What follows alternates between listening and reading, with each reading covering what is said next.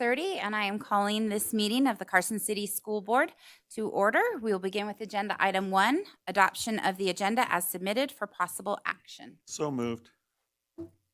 Second. Okay, so we have a motion by trustee Walker and a second by trustee Walt. Do we have any trustee discussion? Any public comment on this motion? Seeing none, all in favor? Aye. Motion carries. We'll move on to agenda item 2, flag salute. Trustee Walker.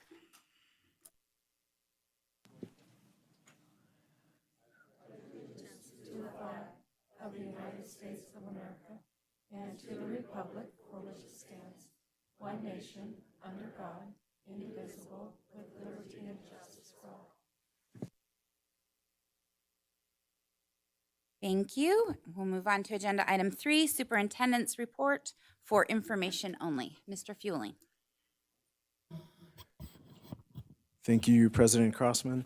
A rather quiet week. It was spring break, finally, and it was amazing to have some nice weather.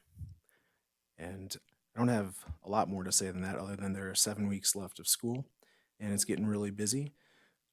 One item I did want to bring up tonight, if I could please have Carrie Finn come up to the microphone, please.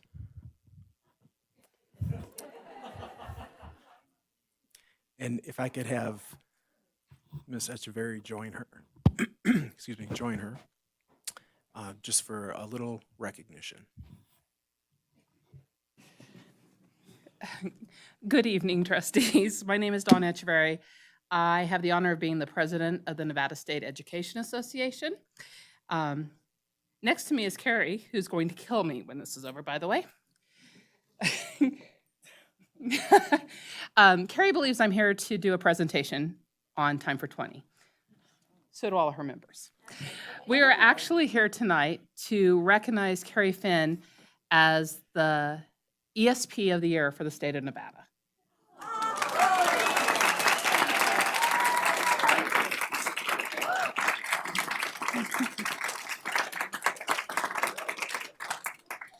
As you can hear from the members behind me, it is not a surprise to them that Carrie would have been named the ESP of the Year.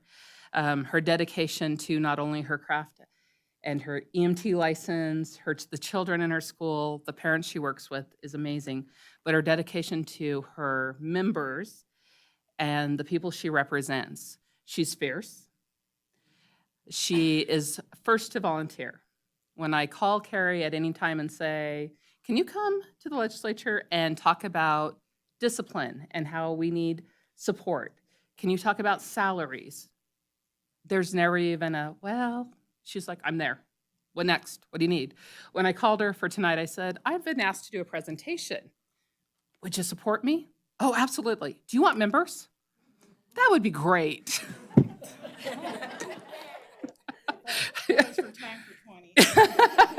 So they're surprised too. So we at NSC are extremely proud of Carrie. 3 weeks ago, we had the honor of going to Seattle, where she was honored by the National at a gala. And I think she said she was treated like a princess, because they did take them and they treated them well, but it was so nice to see her with all her colleagues and to hear what the great things she's done. So with that, I appreciate the time to present our ESP of the Year, Carrie Finn.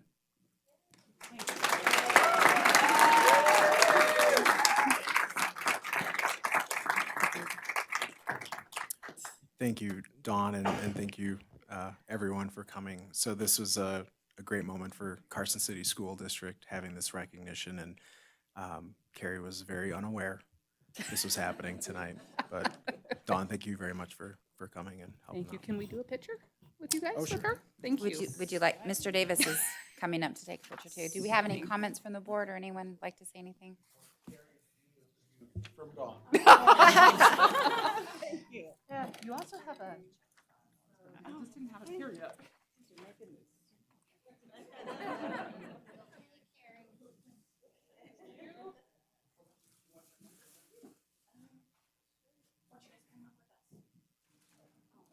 You kind of center over here.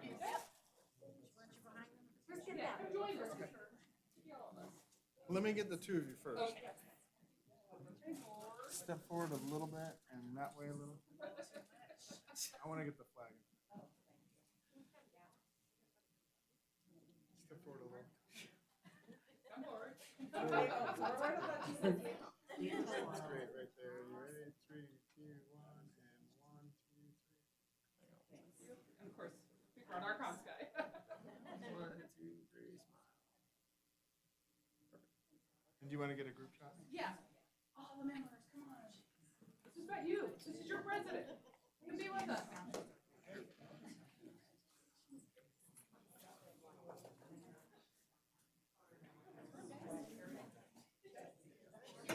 I know, I couldn't tell you. I'm sorry. Come on, guys.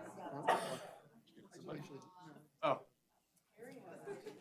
You got to file it more to the left. AJ, would you join us, please? Guys, come on over this way too. It might be easier if you guys come this direction.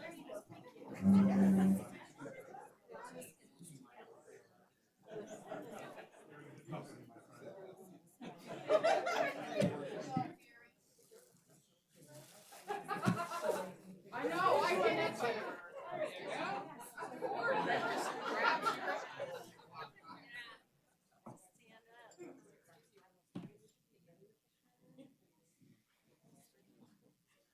Right here, and 3, 2, 1, and one more, 3, 2, 1.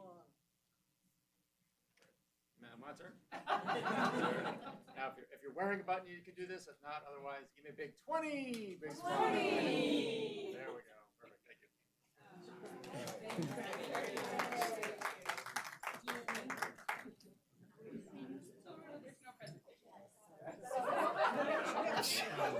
I'm so glad you could be here for it. Thank you so much. So you're not talking? I'm not. We're not saying we're done. That was it. And President Crossman, that concludes my report. Okay, thank you. And congratulations, Carrie. Thank you. That was a fun surprise. We'll move on to agenda item 4, board reports and board member comments for information only. Trustee Varner.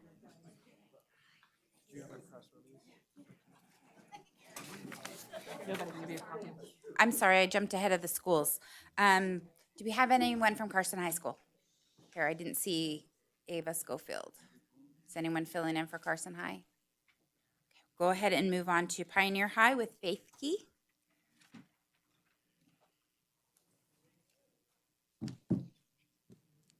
Good evening. I am Faith Key, and I am representing Pioneer Academy. The number 1 today is Pioneer students went to Reno for a National Museum of Art trip. Number 2 is Troy Winkler and Antonio Rivas were awarded the Optimist Trade Scholarships. Number 3 is Isaac Wapipa, Austin Maines, and Damian Juarez Mendez wrote letters to encourage the city to keep the Jack Buses systems going as an option for student transportation. Number 4 is Charles and Lori Keller donated a new Metal Panther Academy logo for Pioneer Entryway. And number 5 is the Positive Vibe program continues to gain in numbers. Each week, staff note students who have gone above and beyond and increased the positive vibe at Pioneer Academy or in the community for the week. To date, we have celebrated 217 positive actions. That concludes the student announcements for Pioneer Academy. Thank you. Thank you very much, Faith. We'll move on to the Nevada Association of School Boards update. Trustee Varner. Yes, I just hope everybody had a good Easter. And for NASB, the training for digital threat assessment is going to be held on April 29th, 9 a.m. to 5 p.m. and it's held in Fallon. And it's going to be held at the Churchill County School District at 690 South Main. And for the trustees who are going to attend who haven't signed up yet, please see Renee as soon as possible, but at least by Friday, so she can do your travel and everything. And that's all I have for NASB. Well, and also this weekend I'll be attending the final hearing, I guess, on the school start time. But then in the afternoon, they're going to be presenting about the retiring regulations. The governor's asking all departments to retire some of those regulations, and so we'll probably have more information about that at the next meeting.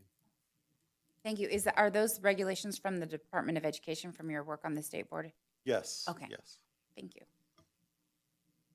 And let's go ahead and move on to board reports. Trustee Varner? Yes, at Boardwalk Bray, they want to let everybody know that on Friday, April 21st, their PTO is holding a jogathon. Envelopes, I guess, for donations were sent home before spring break. They also need volunteers. So if somebody would like to volunteer, they can sign up through Parent Square. And that again is on the 21st of April. And that's my report. Thank you. Trustee Walker? So Eagle Valley, the eighth graders from Eagle Valley visited UNR. They did that as part of their college readiness prep and preparation planning. So they did that this week. They're gearing up for SBAC exams next week, which I'm sure the students and teachers are jumping up and down excited about. So other than that, that is all I have to report. Thank you. Trustee Walt? Not much, since we're just coming back from spring break, and I'll let Mr. Chambers take care of the high school announcements when he comes up. But then for Empire, April 18th is Picture Day for Empire. But then I wanted to go over the Parks and Rec meeting that happened last week as well. Something to note, I think, for the principals of elementary schools that are in middle schools that are out in the audience and listening as well. Parks and Rec has come up with a youth scholarship. They had it years ago. They got rid of it, and now they're hoping to bring it back. It does have to go to the Board of Supervisors, obviously, for approval.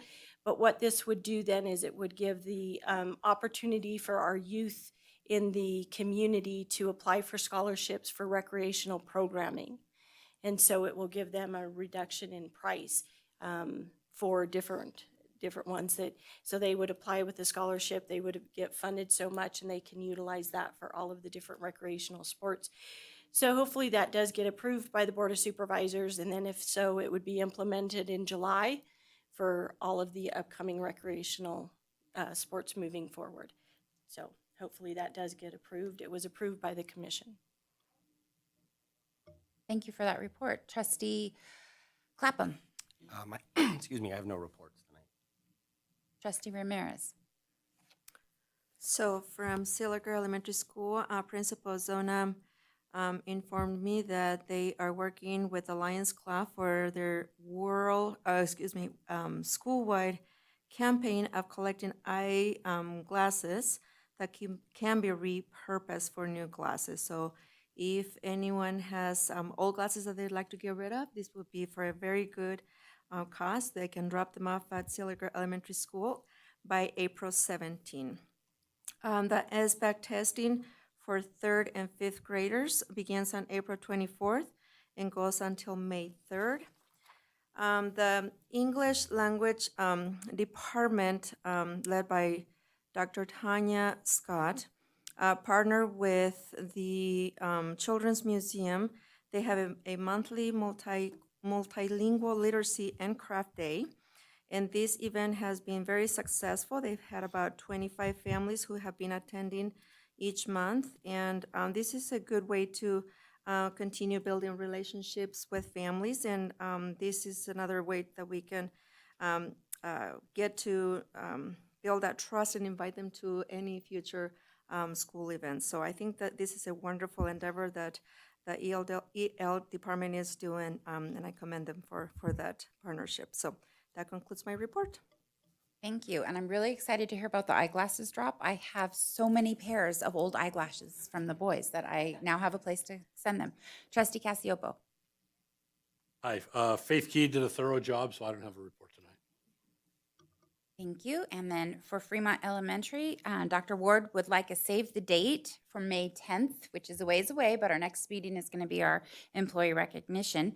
And it is a dinner and a show. It's Fremont's version of Fremont's Got Talent.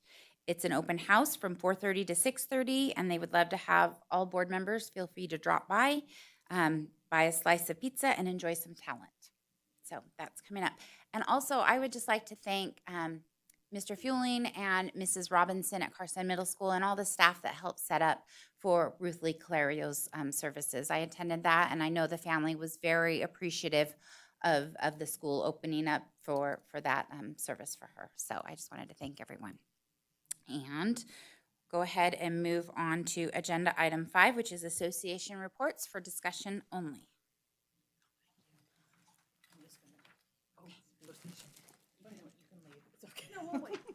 You're already prepared, right?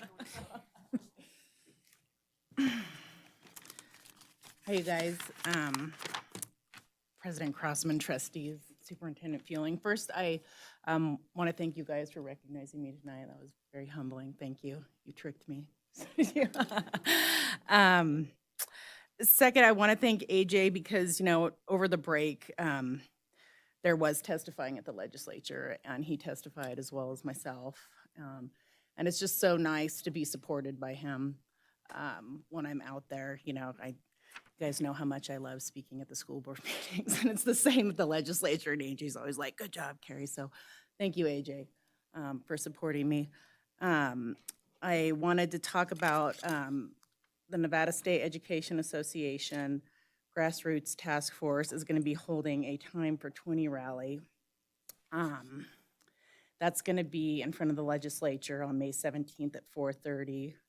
So hopefully everyone could be there supporting us. We would really appreciate it. I also wanted to talk about, something that I learned attending these conferences, networking with other ESPs in the different states. And it's regarding, public education is under increasing pressure to deliver more for less. Federal and state laws are mandating results from schools, even as funding for public education is being ravaged by budget cuts. Responsibility for these increased demands is falling on education support professionals as well as teachers. Education support professionals account for more than 40% of today's K-12 public education workforce. We often have to make do with inadequate or non-existent training and professional development. The National Education Association, along with the Nevada State Education Association, has been taking steps to recognize the vital roles ESPs play as equal and essential members of the team of educators in each school. To that end, they are seeking better training and professional development for education support professionals and a mounting deliberate effort to increase education support professionals' involvement delivering or developing our own job descriptions and work organization plans. The Carson Educational Support Association is hoping that the Carson City School District will jump on board and create a new initiative to assist in the development of mentoring programs for education support professionals. Similar to the long-established mentoring relationships between teachers and experienced teaching staff. Education support professionals are a vital piece of the education system. Through the mentoring process, the Carson City School District can ensure that education support professionals get the help and training they need to educate and equip staff so that they are confident, prepared, and supported to deal with the growing complexity of their careers and meet the increasing demands placed on the education system. In closing, ultimately, the success and retention of staff depends on the success of the Carson City School District as a whole. And the success of the school district depends on the growth and development of each staff member. So I'm hoping the district will consider this. Thank you for that report.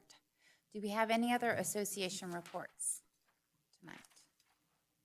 Seeing none, we'll move on to agenda item 6, which is public comment.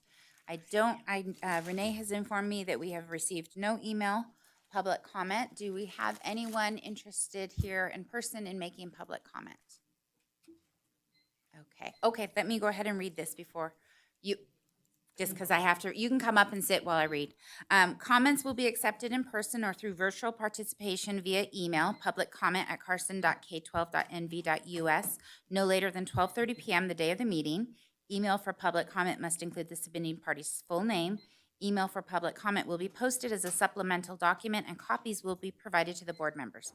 The names of those who have provided virtual public comment will be read during public comment and the emails will be included in the record, but the virtual public comment will not be read during the meeting. Comments may be made by members of the public on any matter within the authority of this board.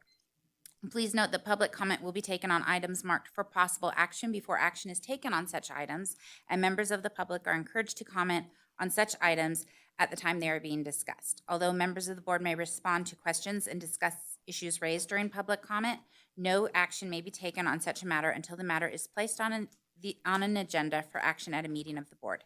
In making public comment, speakers are asked to come to the table or podium, sign in, speak into the microphone, and identify themselves for the record. It's 2 pages.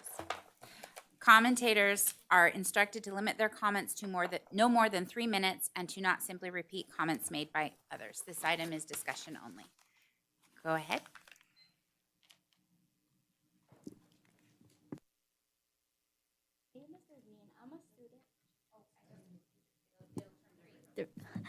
My name is Darlene. I'm a student in Ms. Tuttle's early childhood education class at the Carson High School. This class is through CTE Education Training Pathway. I wanted to take this opportunity to invite you to an upcoming event my classmates and I are hosting. The Day of the Child is a celebration of families and caregivers of young learners. Our goal is to connect, educate, and engage families of young children in resources and experiences. The event will be taking place on Saturday, April 29th at 10 a.m. through 2 p.m. at the Carson High School. We'll have 30 different vendors who will provide information and developmentally appropriate activities. Myself and 86 classmates will also provide information of importance of learning throughout play. Also, we will have raffle prizes donated by our local businesses. Thank you for your time. I hope you guys are able to make it.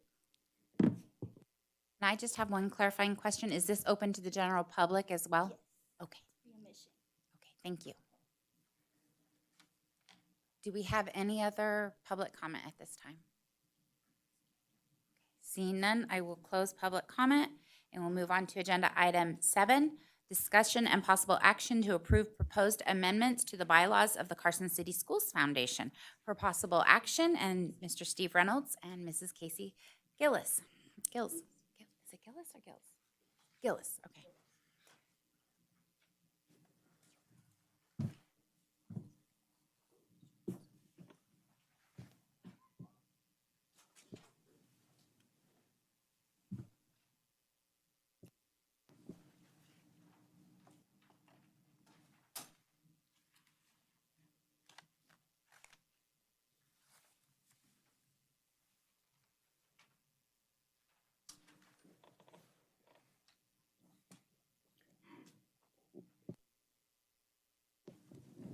Steve Reynolds, president of the Carson City Schools Foundation. It was time to update the bylaws, and we also discovered in updating the bylaws that we need to update the charter. So we're here before you today. I think it's the information received is fairly self-explanatory, but we're more than happy to answer any questions. Do we have any questions from the board? Okay, seeing none, this is an action, this is an action item. I move that the Carson City School District Board of Trustees approve the proposed amendments to the bylaws of the Carson City Schools Foundation as presented. Second. Motion by trustee Cassioppo, second by trustee Varner. Do we have any further discussion? Go ahead, Mike. Well, Casey and Steve, I just wanted to say thank you and to the entire board. I know that you're volunteers and you support the kids and the families in the community, so we appreciate what you do. Thank you. Thank you, Trustee Walker. Thank you. And I'm sorry, I was going to segue into something. So, is that okay? I just wanted to say a little later this month, we'll have a very pleasant announcement regarding our Funding Future Dreams campaign that is going on now, our annual fundraiser. And just suggest to look for it. You'll be pleased to see it. Thank you.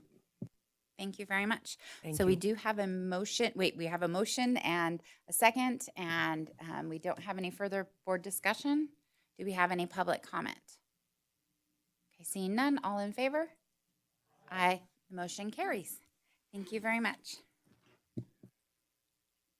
Agenda item 8, informational update on the school libraries in the Carson City School District. For discussion only, Mrs. Ananda Campbell.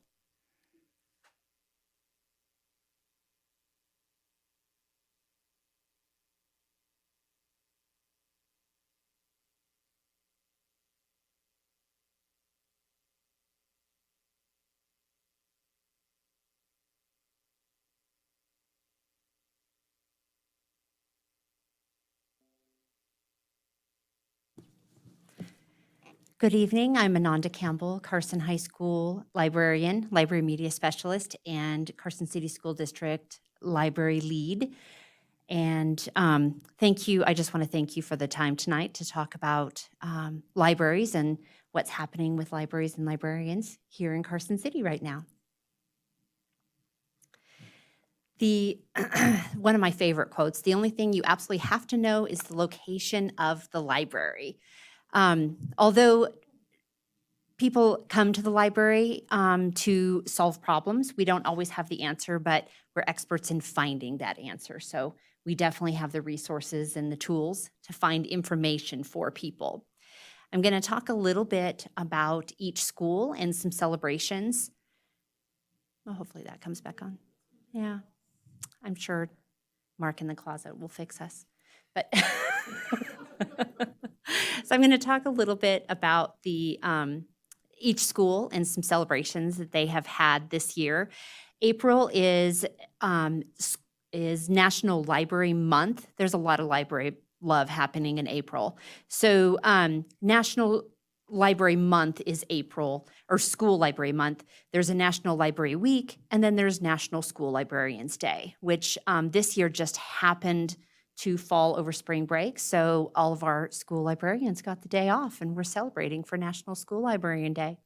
The theme for the National Library Week is There's More to the Story. And I think that's apropos because there is more to story. There's more than what you traditionally have as a view of the library. Our libraries are definitely spaces where there's active, engaging learning happening. Each elementary school has incorporated some type of makerspace in their library. And the makerspaces are just really a place for students to build, to create, to explore, to innovate. And thankfully, through some grants and fundraising, every elementary school has had an opportunity to create some type of makerspace. So our first school, Al Seeliger Elementary, Ms. Connie Fronapfel is the librarian at Seeliger. Her favorite thing she wanted to talk about this year is she created a quiet reading time for kinders, and you can see some comfy chairs that she brought in for that. And then she is creating a makerspace, and the students in this were using dominoes to problem solve, speed, and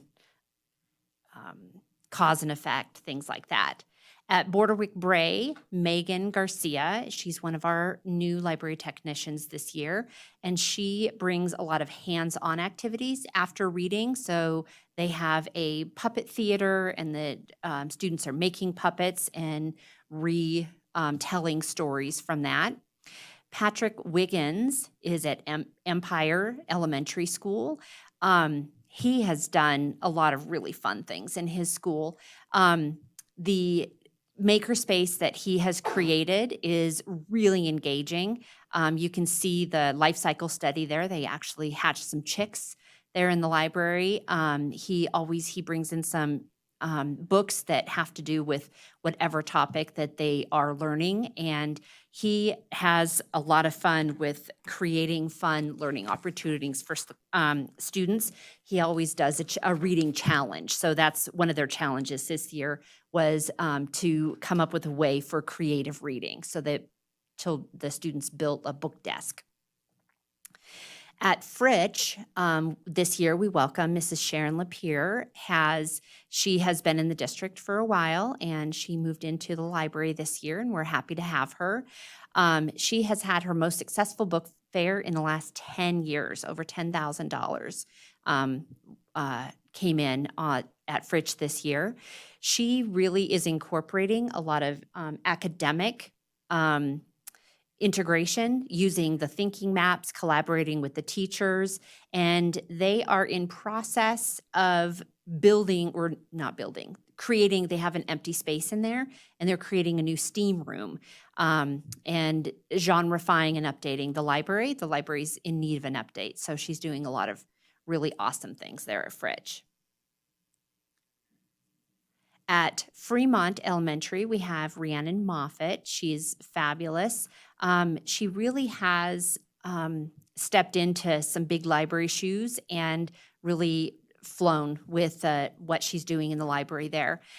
She had her personal best library book fair, $7,366.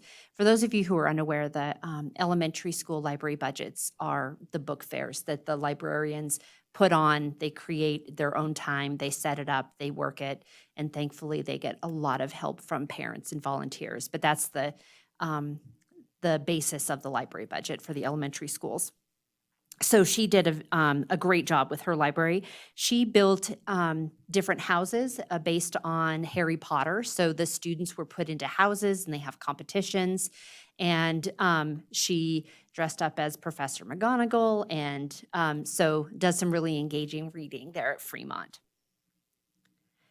At Mark Twain, Ms. Denali Bell really has brought some energy to that library. Over winter break, they did a story walk. Because it's a real great community school, so she created a story you can see in the bottom right corner, and as community were walking by on the sidewalk, they could read the story and interact with the story with questions that they had. She does a lot of collaboration with the teachers. She has a STEAM project with, they were reading books about space exploration, and they talked and watched the Artemis launch, and they did a STEAM project where the students created their own Artemis spacecraft. And she is getting her teaching license next year. So I have a feeling we might be losing her in the library, but I hope she wants to stick around because she's fabulous at the library there. Moving on to secondary. In elementary school, reading really is the central focus in the library. In the middle school and going into the high school, the focus of the library really tends to veer towards the research databases. I do a lot of integrated teaching with the history and English and government classes. So it was interesting to look at our library statistics from, pre-COVID till now. You can see the circulation has, dropped in 2021, and that's except for at CMS. We got a new librarian at CMS in 2020, and she brought in some really great ideas for integrating reading and to incorporate like a real culture of reading at that school. So you can see the CMS numbers are fabulous. And so at Carson High and at Eagle Valley, since the COVID time where it was like half-time in school, half-time without, the Eagle Valley, the numbers have really risen, and 2023, that's up until like about a month ago, those numbers are. So it's gonna really explode for the end of this year as well. At Carson High School, our numbers are coming up, and I am now able to, again, have classes in the library for about a year and a half there. I wasn't able to do that. So I'm really happy to see the Carson High School numbers rising as well. At Eagle Valley, Mrs. Stacy Myrene, she did a scary story writing contest. She does a lot of writing with her students, a lot of contests and competitions. During March, They did a tournament of books. It's a national program where students can vote on the books. You know, is this book or this book better? And they come up with the national book. And actually, I was out over spring break, so I don't even know what the winning book was. I'll have to look that up. But it was very popular at Eagle Valley. And at Carson Middle School, we have Mrs. Miriam Castor. She came in 2020, and she really has a focus on literacy and print literacy at Carson Middle School. She has created a TikTok and does a lot of like the blind date with books. She does a lot of reading programs where students can recommend books for teachers and vice versa. Every classroom has a sign outside the door of what teachers are currently reading. So she really has worked hard to build a culture of reading at Carson Middle School, and you can see that with their circulation stats. At Carson High School, probably the biggest project this year was the Story of Carson High project. I talked about this last year, digitizing the 100 years of history, the yearbooks and newspapers at Carson High. And this year we were able to complete that project, which was really exciting. So every single yearbook and newspaper you can find online and look through them. And the next step of that process is to build a museum at Carson High. I've had quite a few pieces donated, a 1953 letter sweater and prom tickets from 1938. People from the community are contacting us and saying, you know, we have these really amazing historical pieces and we don't want them to be lost. So they're donating them or lending them to Carson High School. And hopefully within the next year or so, we'll have a space where we can house all these items and have them available to the public to see. As I said, I'm really focusing on bringing in literature, engaging students with reading, trying to get that back. I'm competing with TikTok, but I think I'm making some progress. I do incorporate a lot of popular trends, bringing in pop culture, speed dating with books, talking about, I had a Lit Ladies for Women's History Month and incorporating classics and strong female characters and writers. And that was a lot of fun. In April, we're doing, it's also Poetry Month, so I have a poetry makerspace built right now. So I have a couple of students there. They come in every day and they're building 3D poetry there in the library. The school library staff, whether elementary, secondary, all school library staff, make connections. The connections with literacy, STEAM, community connections, curriculum connections. Whether we have a parent or a community member come in and do crafts with us, I have a picture of that. We are partnering with the Carson City Library with their story time. They are reaching out to the schools and to the community, and they're bringing story time to us. And so they have offered to join our elementary librarians and our pre-K groups to bring in professional storytellers and do some reading time in schools. So it's fun to have people who are experts with storytelling and come in and share that with our students. Our professional growth for this year is based on courses.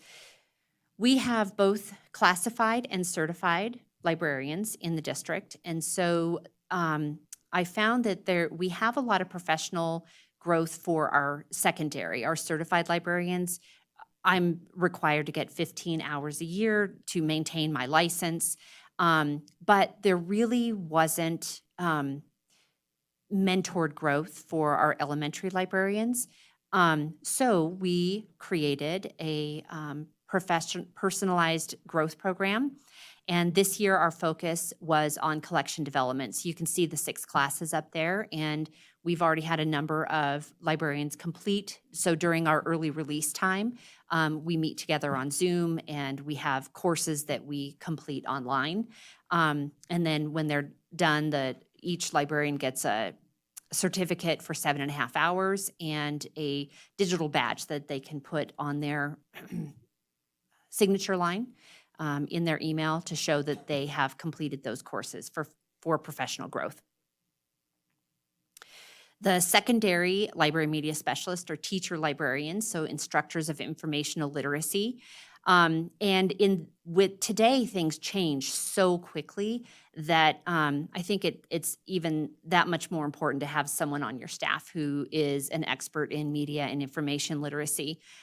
Here is an example of, I'm sure you've all heard of AI or artificial intelligence, ChatGPT. What's coming out, how do you use it, how do you manage it? And in my opinion, we teach the students safe ways to explore with these new tools that we have. They need to know how to cite it and how to use it in a way that they're getting at accurate information.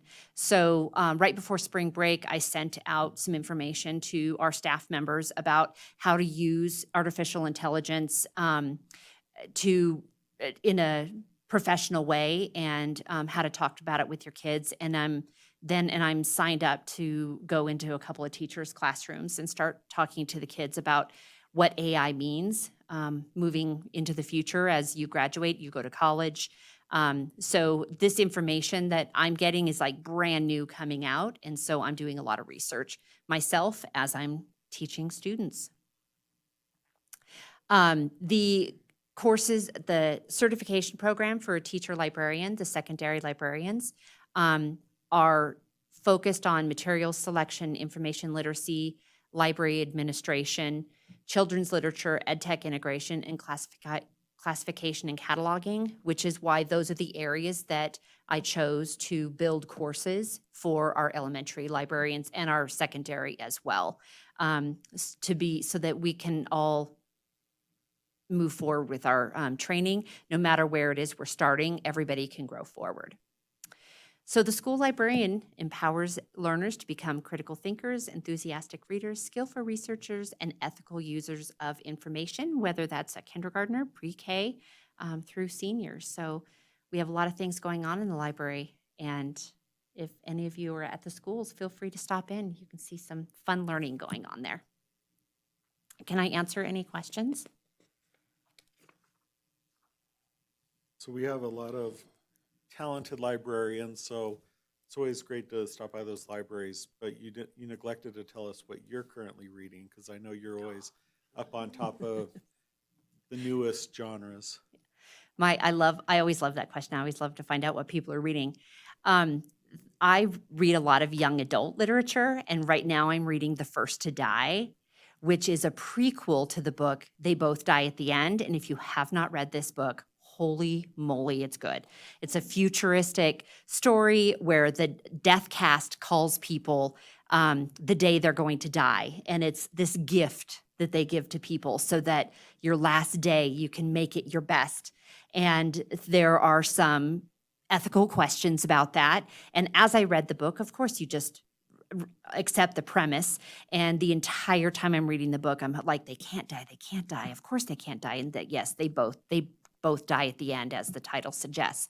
But the prequel came out, and now it's talking about how Deathcast started, and I'm halfway into it, and the first person who ever got a Deathcast call just got the call, and I hope he can beat it. But he's probably going to die. Ananda, just looking from Bob to AJ's face, I think you have a book club in the making. Yeah. I've got recommendations.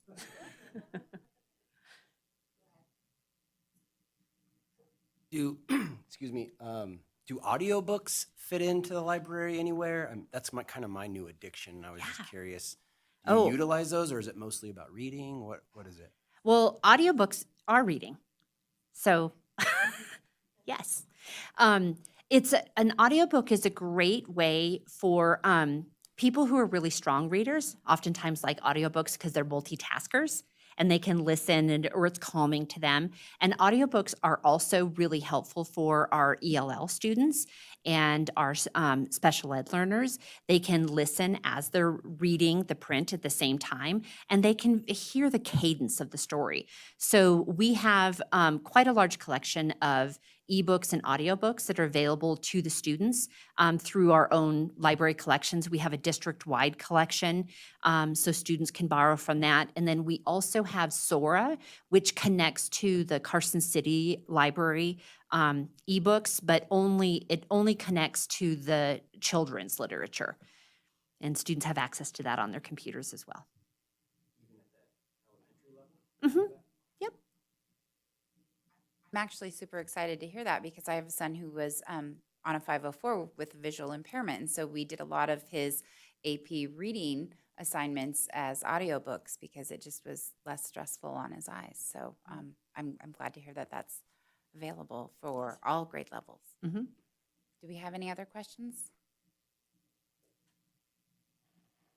Thank you so much. Thank you to for do letting me. Great work. And I did see on your first slide that tomorrow is Beverly Cleary's birthday, and it's the Yes. Drop Everything and Read Day. So if you have other things planned, just drop it Yeah. all and read Drop tomorrow. everything and read in honor of Beverly Cleary's birthday, the April 12th. Drop Yes. everything and read. Thank you so much. Thank I you. appreciate the time. Thank you. Move on to agenda item 9, which is the annual report from Carson High School on programs, supports for students, and celebrations. For discussion only, Mr. Bob Chambers.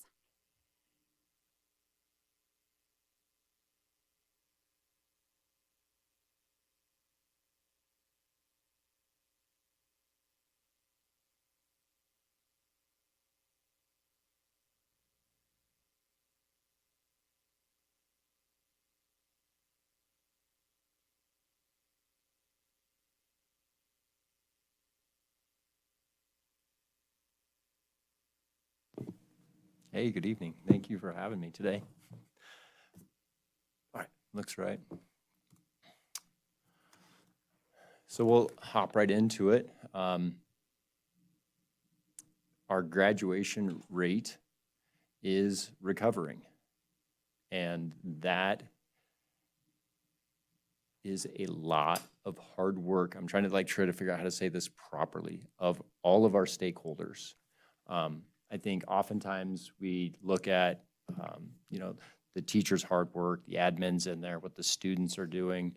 But this recovery, it takes everybody in the community to make this happen. It is a lot of work, especially want to shout out to all of the parents having 2 teenagers at Carson High School right now. I don't think that you can understand as a parent until they're at the high school level what it's like. I've done the job for 24 years, and then you're like, oh, this is what it's like. So it's a lot of work on the parental side as well to make this happen. When I say all stakeholders, this goes down from our custodial staff to our kitchen staff, our teachers. Miss Ananda is amazing. I know you've all been in the library, but for the people maybe in the audience or that are listening that haven't been in the library, that is the world's most welcoming, friendly, happy place to be library. So all of these things that we're doing is helping our students be successful within our community and walking across that stage. So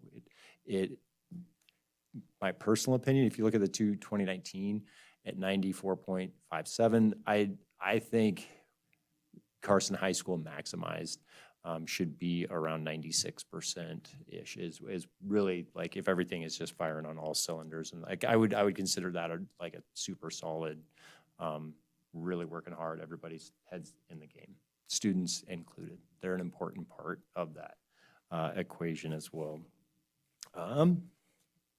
Why is this happening? Improved attendance is also a huge factor in that, and that's a slide a little later on. But if their butts aren't in the seats, providing an education is very, very difficult. What the teachers do in the classroom for the students is important, that they are there. So that improved attendance, and we've worked really diligently to have that happen. And we'll talk about that a little bit later. I think I hit all of my notes on that part. Do you guys have any questions about any of that?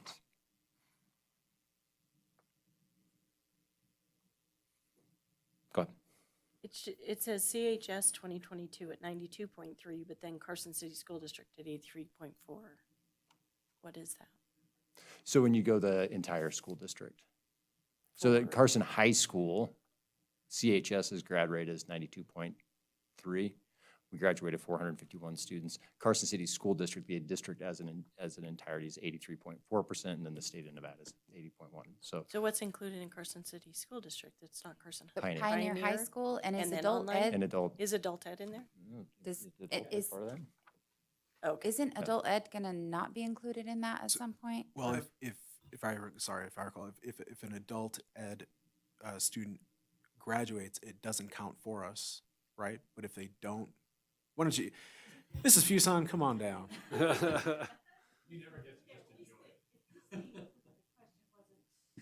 No, it's a good question. No, it's an excellent question. Tasha Fuson for the record. And the reason why that's an excellent question is because the formula keeps changing truly and honestly at the state level.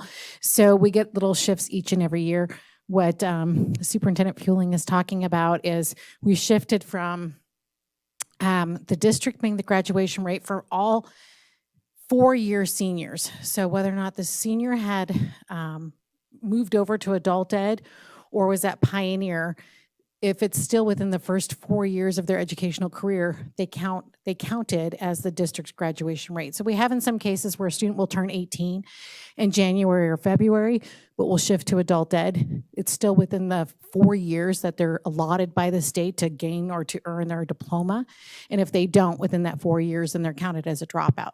Now that has changed, and that's what Superintendent Fueling is talking about. And that is, at this point in time, it's kind of a wonky bit where if they graduate, they don't count for you or against you, but if they don't graduate, they count against you.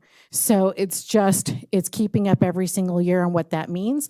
But in essence, when you're looking at the district rate, you're looking at all students who entered high school 4 years ago and should have finished, well, in this case, it would have been 5 years ago and should have finished last year. So within the fourth year, they get 4 years to graduate from high school.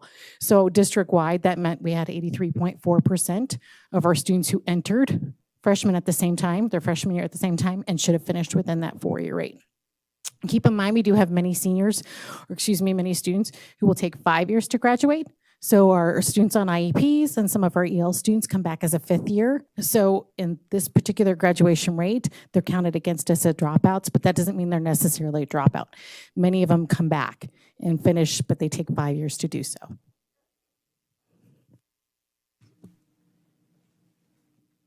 And then that's also when we do our summer graduation as well. We try to capture those kids in summer school and get them across the stage to help increase that. And there's a lot of, that 92.3% rate would be the absolute lowest because of how they calculate it out.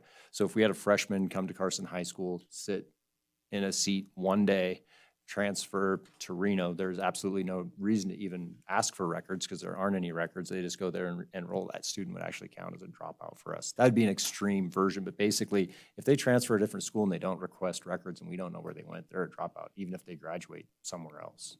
So that realistically is yeah. Any other questions? I do have one. Shoot. In 2019, graduation rate 94.57. Was that CHS rate or the Yeah, those are district-wide? CHS rates. Thank Yep. you. And it's a little apple and orange across the board because of what Tasha was saying, that they changed the rules. So yes, those are our official rates, but it might not have been the same formula every year. There's that as well. All right. All right. As our graduation rate is an absolute celebration, I am very proud of the work that every single staff member and student has done at that high school. Our ACT results are taking the largest hit across the board of any statistical academic information that you would want to see. We have done the ACT and preparing for the ACT is part of our continuous improvement plan, or what was known as the school improvement plan. This is not something that we just kind of shrug our shoulders and go well, yeah, eventually in 3 or 4 or 5 years, we'll recover and everything will be fine. It's written into our plan. We check it at all of our, to make sure that we're doing everything that we say that we are doing, which is kind of the big pieces would be making sure that within all of our core content classes that our students from freshman year to senior year are accessing ACT style questions, and at that rigor level, one thing that you would not want to have happen is the first time that a student really comes across like a very lengthy problem that they have to kind of struggle with is on an ACT test. So that was one of the large pushes, and then the other large push to help bolster everything across the board is attendance. Our attendance rate is getting better, but it is not good. But we are improving. We've improved over the last 3 years every year, but we still have a long ways to go before we're kind of back to pre-COVID. But we have an attendance slide coming up. Questions Well, on? and I was just going to say with that, these kids that took the ACT in 2022 when they were juniors, they were freshmen in 2020. And so their high school experience of all the students has been most affected by the shutdowns of any of them. So to me, it makes sense because they haven't had a normal high school experience really until this year. And at Carson High School, we take the ACT exceptionally, like it is a very serious test. We preach it, we breathe it, we live it. And the students can attest to that too. We are in their ears about it. And they do put forth their best effort. I mean, and so I believe in the test, and I'm hopeful that the state sticks with the ACT because we've put a lot of effort in that direction. You never know what they're gonna do. That's what my question was gonna be, because I don't believe we can stick with the ACT. So are you thinking about transitioning to the new exam or going on an optional ACT? Because the ACT exam isn't going away, it just won't be required of all students. So At the moment, no, we're ACT forward. Other questions on ACT?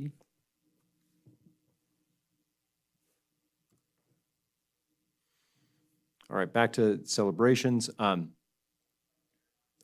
Both with our advanced placement and our Jumpstart, very healthy programs. Our student numbers are rebounding. The reason the AP scores with the 3 are higher, that 3 represents taking a very academically rigorous test and passing it at a C or B range and making you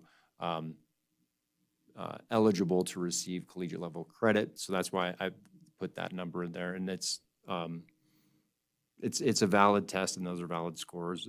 We've dipped a little bit in some of our past performance. With that stated, we're also working on growing the numbers and growing our demographics as well.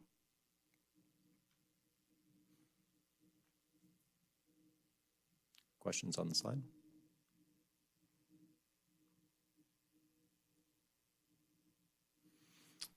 All right. Once again, with Jumpstart, very healthy numbers, very popular program, very well accepted within the community. We have currently doing dual enrollment, 142 students taking 783 classes. So that number is when we look at our traditional Jumpstart, so our freshman program, junior program, and senior program. So that's what that represents. Individual courses, we have 61 students taking around 65 courses. So that individual, think of like, we do not have a Calc 3 teacher at Carson High School. So a student would take Calc 3 at WNC. So it's classes like that. And then our CTE Jumpstart, where we would think that traditional CTE pathway that we don't offer at Carson, like an auto tech, et cetera, something that we do not offer that would that students would want to pursue through that. Questions on Jumpstart? But our numbers look good. The program's going well. Students are very successful. Are you guys considering the CTE Jumpstart? Because I remember the last Jumpstart advisory meeting, it was mentioned that you were going to look into it, if I remember correctly. Is that not happening? Right now, where we're sitting at with Jumpstart is that it's an exceptionally expensive program for the site, and keeping all of that very manageable for all budgets. What you're looking at with the number of students in program is we're pretty close to maxed out for what we can do and offer our students. Without, like, and keep in mind, like, this is like, they are not paying, like, it's an expensive program.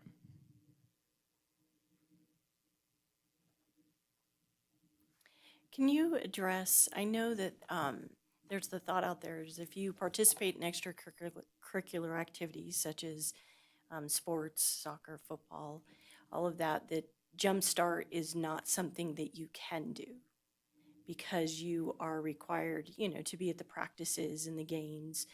So I know that it does kind of deter students from trying to do the Jumpstart because I think it's just said, but I know that it's not. You know, but if you can just address that it is possible and how it would work. I think anything's possible depending on what you would want to do. Our Jumpstart students do participate in extracurricular, co-curricular activities within the school. There are difficulties though, because you're trying to mesh a collegiate level schedule and a high school level schedule, and those things, I'm like straight up 90% of the time do not mesh well. So are there issues for students accessing certain activities? Yes, but it was also their choice to go into Jumpstart and to take that path educationally for themselves, right? Because they could have as easily taken an AP pathway or an honors pathway or like whatever CTE interest pathway there. It is an option for them, and they are choosing to opt into college. So there will be issues, like you might not get every single thing that you want. Yeah, but it's absolutely possible. Like, yeah, it's possible, but it's going to be a lot of work. Like, you are going to high school, you're going to college, and then if you want to do whatever else, it's a lot.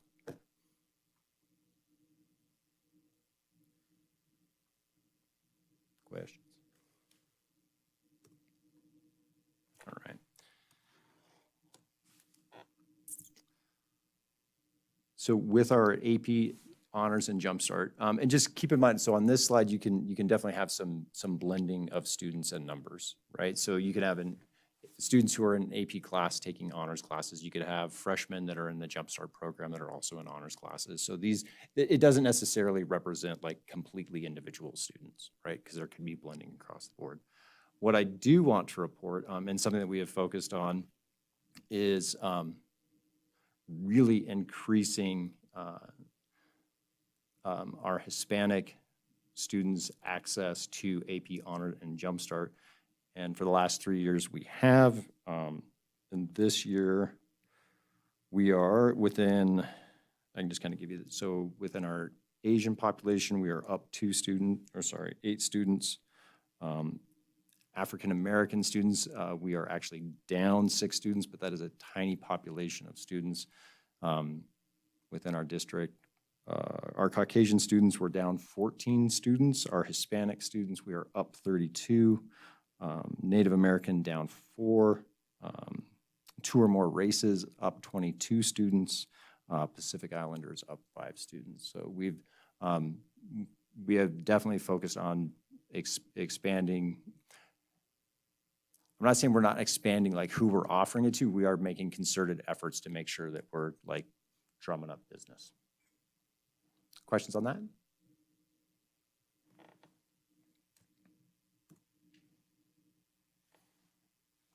All right, I had to work with Josh Billings on this to make sure that I said everything right, because he is my vice principal over CTE and CTE. And my joke is like each one of these slides is an hour presentation easily. So I'm like, just make sure that I say everything absolutely accurately. So our workplace readiness pass rate is 80%. The state's pass rate is 70, I think the state had 72% pass rate. End of programming assessment at 62.3%. And the reason that those two numbers, I'm trying to I should have brought my cheaters. are important. So when the workplace readiness test, that is like it's a state test. It's like a job skills test, right? And then the end of programming testing, that's a test that all third-year completer students would take. And then the end of programming testing, all third-year students need to take that and pass it with a B. So I think you are looking with those two numbers at a lot of work that our students and our staff have done over the course of 3 years. So it's not like this isn't kind of a one and done. They took a couple of no, they're completers. They worked for 3 years to make all of those things happen. So if you're in a CTE course, your attendance is great. Their graduation rate mirrors what we do, and super cool. And this is I believe they started doing this last year. It's working with NSHE to get our students who are, they've passed the workplace readiness, they've passed the end of program, they have the B, they are a completer, that they can get those collegiate level credits. And now out of the Career Center, Susan Roman works with our students. Because you can't, we've always told them yeah, you can apply and go get credit. I don't know if you know this about teenagers, but they're never going to do that. So we set up a system for them. So we made it super easy so that they can go apply and get those credits. And it's worked out really nicely for them. Questions on CTE?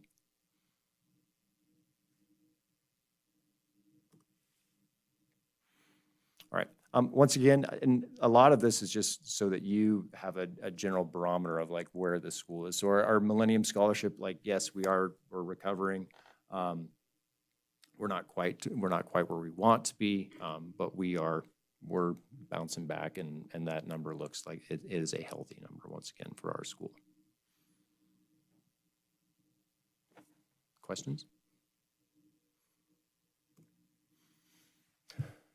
All right. So currently, we have 32.53% students that are chronically absent. Last year at this time, we had 42% of our students were chronically absent. Should I explain what chronically absent means? Probably. So it's just based on if you've been in school for 100 days and you've missed 10 days, you are chronically absent. So that but on the 101st day, boom, you're no longer chronically absent. So that number shifts as well. So right now at day 100 and what are we? My kid just said how many? There's 30 days, like 150-ish, right? We have 32% of our students have missed around 15 days of school, right? That's significant. And so, and I'm just going to try to keep linking that back in your brains that a lot of what we're fighting, we're not fighting COVID. I don't believe we're fighting kind of that fear of being in school. It's we created, when I say we as a community created some really bad habits of not attending. And that goes from adults all the way down to we got real comfortable not attending public things anymore. And so it's just trying to break that habit and that cycle and get them back in the building. Well, and I do think though, people are still getting infected with COVID, and it's still a 5-day usually time that they're out of school. And there was a wave in January that went around. And so you've got kids that are going to miss, depending on when they get sick, they could be missing 5 days just with one illness.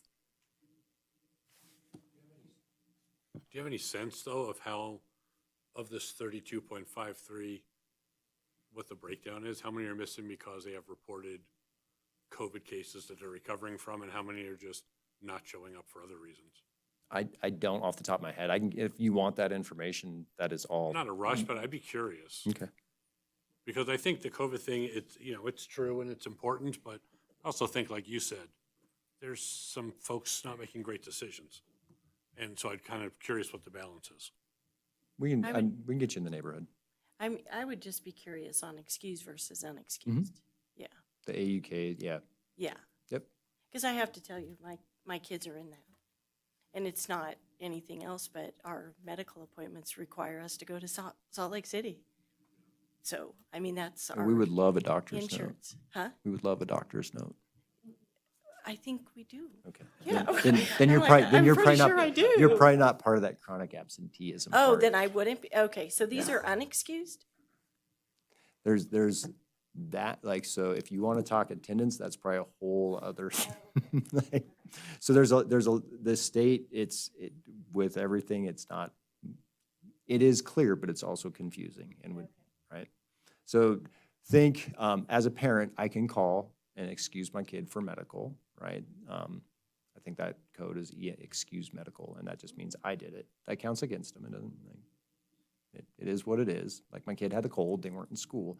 My kid goes to the doctor, that is, now that he went to a medical professional, right? Versus I cut class. If they go to a soccer game, right, they're on the soccer team or basketball, like that does not count against them. That's a school activity. So there's like, basically, you'd probably just need to see what all the codes are, what counts, what doesn't count. And I hope they adjust that, because you're doing a lot of home tests now of different things that you're not going to the doctor for, things that they definitely should be staying home from. So I know it's Department of Ed that tells us how to do all of that, but I hope they take that into account. I was actually just going to say what my understanding was. It's the coding is often if you're excused, you're excused. So the chronic absenteeism is actually like unexcused stuff. Yeah. So it's people not calling their kids in. Right? Give it a sec. There she goes. Sariel, Tasha Fuson for the record. I just want to make sure we have on record accurate information. So within our attendance codes, there's a difference between an MED for a medical doctor and an EMD, which is an excused medical day. So when a parent calls in, as Principal Chambers was stating, that does count against us for chronic absenteeism. If you bring in a doctor's note, and or if one of our nurses sends the student home, then that does not count against us for state chronic absenteeism. Federal has a different rule. In federal, if you're absent, you're absent. It makes no difference why you're absent. But when it comes to our accountability system, the star rating in our state, the NSPF, we use the state's attendance coding for that. So it's really important, families out there, that if you're bringing your child to the doctor, that you go ahead and provide the school the doctor's note, because we do code it differently in our system, and it will not count against our schools for chronic absenteeism. Okay, but I am just going to say, for parents that don't always have the best medical insurance, they're not going to be able to get those doctor's notes, and they're going to keep their kids home if they're sick. I mean, mine got COVID in January. I home tested and kept them home and didn't get a doctor's note, so mine are probably in there. So I would say how make do sure we- you go Can't through we go your. to we have the health center. We do have a health center, but also just make sure you go to, or have, parents, again, please contact our school nurses, because if the nurse verifies, and I know we have Sheila back here, but if our school nurse verifies the illness, they count as a medical professional, and then we can code it as a medically excused versus parent excused. Is a child considered absent if they have a doctor's appointment, they're gone for 2 hours at the end of the day, or a dentist appointment? Is that count as an absence for the day? So it's done by attendance periods. In elementary attendance, they have an AM attendance period and a PM attendance period. So there's only 2 attendance periods for elementary. In secondary, it's done by their class periods. So it is coded the same way. So if you go to a dentist or a doctor and you bring the actual note from the care provider, it is marked as that allowable code that excuses it from a chronic absenteeism. But we have to have the medical provider's note. No, you're fine. All right, so I have a teacher on special assignment whose main job is attendance. And a lot of the reason why we're making headway on our attendance is because of that position and the work that she does. So shout out to Miss Wooldridge.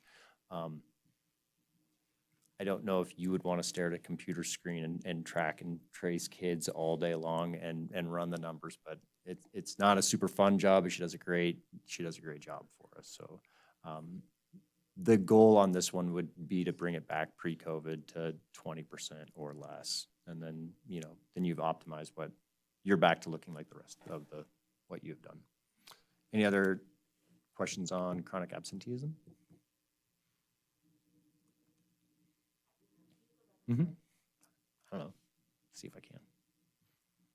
So I do have a question. On the conference, do you include a parent on that conference? Oh, yeah. You do? Oh, yeah. So student/parent conference is what, okay. Well, so she meets with students, but she also does then the student-parent conference. So it kind of depends on where they would be within that. But, but when we're to the point where we're calling parents in and doing attendance contracts and doing all of those things to get the student, yes. Okay, thank you.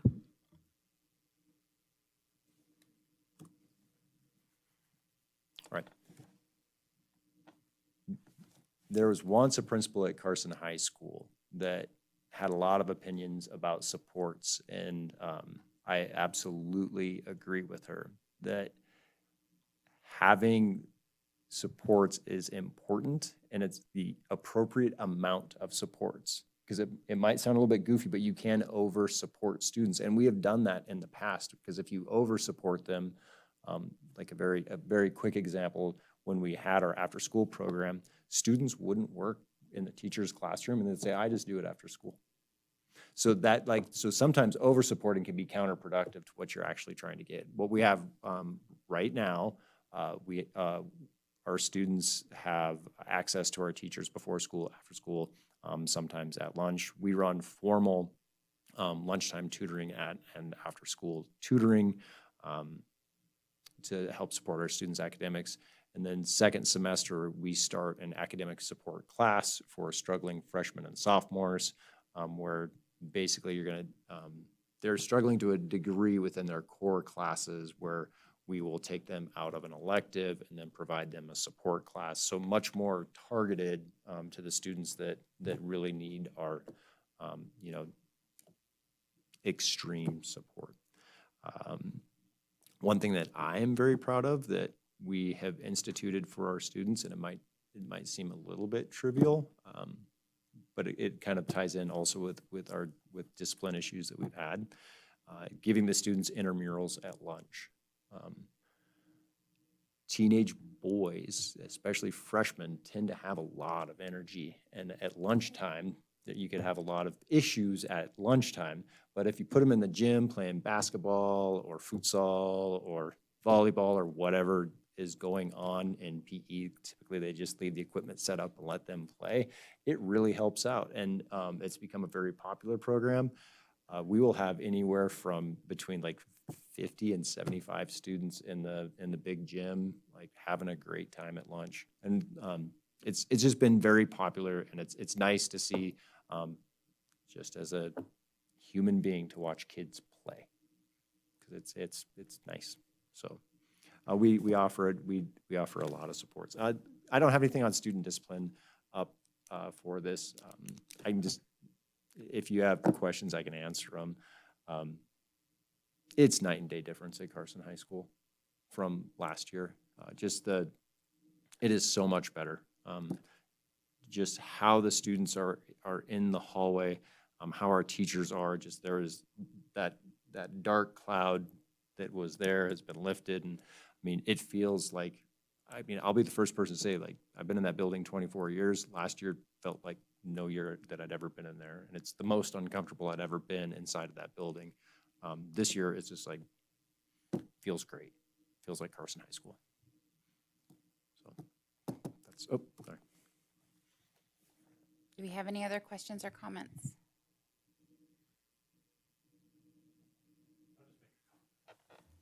Bob, first of all, thank you. Absolutely. I think our high school does a lot of good things, and it's we always want the numbers to improve in a variety of areas, but when you look at all the offerings we have kids, like you said, the support, the various programs we have, whether it's CTE, Jumpstart, AP classes, there's a lot going on there. There's a lot to manage, and it's nice to see that the kids are kind of maybe finding their norm again. And I just want to say thanks to you and all the staff there, because it's a big school with a lot of people to manage, and but we have a lot of stuff going on, a lot of positive things going on for these kids, and that's good to see. Thank you too for the report, and that's one of the things I think is the highlight of Carson High School. It is a big school, but that allows there to be a variety of programs, so that kids that want to do orchestra can also take AP or Jumpstart. kids that want to participate in CTE. How many pathways are there? 39 or something huge? It's a big number. Okay. Somebody else knows it for sure, but you can do engineering if you want, and you can still be in the choir or the band. It's not there's so many avenues for kids, so it's a lot to manage. But I'm really grateful for the opportunities that are there for the kids, because I think we're given. If you want to succeed at Carson High, you can find a pathway for you to be successful in. So thank you very much. Absolutely. When I was sitting back, I was like, student goes to Carson High School, goes to Carson High School, goes to Carson High School, went to Carson High School, went to Carson High School. I don't know your story, Mr. Clapham. Students at Carson High School. Student at Carson High School. I mean, and that's, for me, it's just such a fun community, because my kids go to school there. I like, y'all know what's going on. Your kids go to school there, or they went there, or you went there, or like, it's just such a great, fun, neat place to work in a community that we're such a unique community, because you're not Reno with 300,000 and just another face in the crowd. It's really neat and fun. Yeah, thank you. There's been a lot of successful people who graduated from Carson High that are very successful now. Thank you very much. Thanks, Bob, and good luck at your next position. Thank you. We'll move on to agenda item 10, which is discussion on Carson City School District's ability to acquire 10 acres of real property located on the west side of Interstate 580, central to the project site known as the Lampa Ranch North Specific Plan Area, near the current terminus of Robinson Street, Carson City, Nevada, from the Myers Family Exempt Trust, the Aries Family, 1993, TR 10. 1893, RD Lampa LLC, Lampa Ranch East Hills LLC, and Terraces and Trip LLC, collectively the developer. I can't believe this agenda item is still going on. I'm not done yet. As set forth in the development agreement by and between Carson City and the developer, dated November 16th, 2017, for discussion only. Whew. Was that specific enough, Mr. Russell?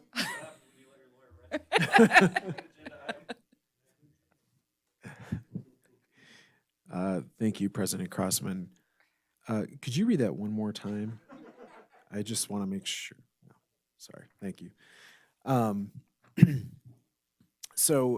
This item is for discussion only, but just another, a little bit more of an informational update. A bit more has happened then, and a bit more understanding on our side of kind of the process.